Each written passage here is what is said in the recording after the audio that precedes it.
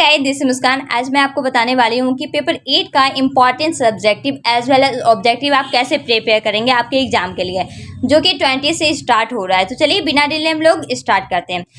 19th century Victorian novel और novelist, और उसी में और करके पूछा जाएगा women novelist of Victorian era. आपको आपके एग्जाम के लिए इन दोनों को प्रिपेयर करके जाना होगा, जो आपको मार्क्स दिलाता है 16 मार्क्स का।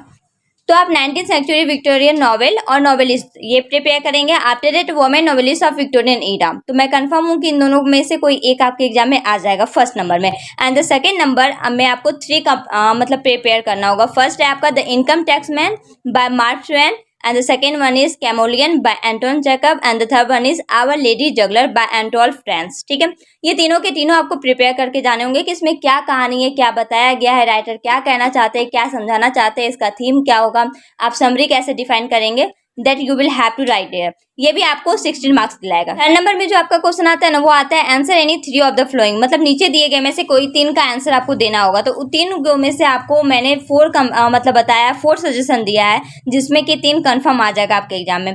पहला आपको कवर करके जाना होगा सैलिस मार्नर।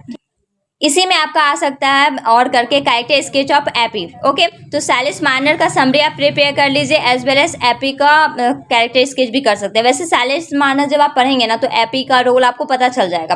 तो इन दोनों में से कोई भी क्वेश्चन आएगा तो आप अपने मन से बना सकते हैं। And the second one is a tale of 2 cities, इसको भी कवर करने होंगे। And the third one is summary of wedding house. Wedding house का समरी लिखने आ सकता है, थीम लिखने आ सकता है, और इसी में और करके आपका कैरेक्टर स्केच दे सकता है हेथक्लिफ का। ठीक है, तो हेथक्लिफ का आप कैरेक्टर स्केच कर लीजिए, या तो वेडिंग हाइट्स आप समरी प्रिपेयर कर लीजिए। And the fourth one is taste of D harbour bills, या फिर कैरेक्टर स्केच ऑफ एंजल। ठीक है, तो इन दोनों को आप कवर करके जाएंगे। मतलब टोटल ये जितने भी मैंने बताया ना, इन सारे को आपको कवर करके जाना होगा। आपके एग्जाम के लिए बहुत इंपॉर्टेंट है। इन सारे में से कोई 3 आपको अपने मन से बनाने होंगे आपके एग्जाम में। सारे के सारे 16 मार्क्स से बिलोंग करते हैं। 48 मार्क्स का होता है टोटल, और ये हो गया आपका third number. And the fourth one is 20 marks का आपका ऑब्जेक्टिव आता है। इन सारे क्वेश्चन में से आपको कहीं भी प्रॉब्लम है नोट्स का, समरी का, या फिर इजी लैंग्वेज में चाहिए नहीं है, तो आप शेयर कर सकते हैं टेलीग्राम पर या फिर कमेंट बॉक्स में। I will send is, I will upload that. और अब बात करते हैं ऑब्जेक्टिव 20 मार्क्स आप कवर कैसे करेंगे। और याद रखिएगा 16 मार्क्स का 25 एबव तो आपको भरने ही पड़ेंगे पेजेस। इस वाले बुक में 2011 से दिया गया है, तो 2011 से लेकर के 2023 तक आपको कवर करने होंगे आपके एग्जाम के लिए।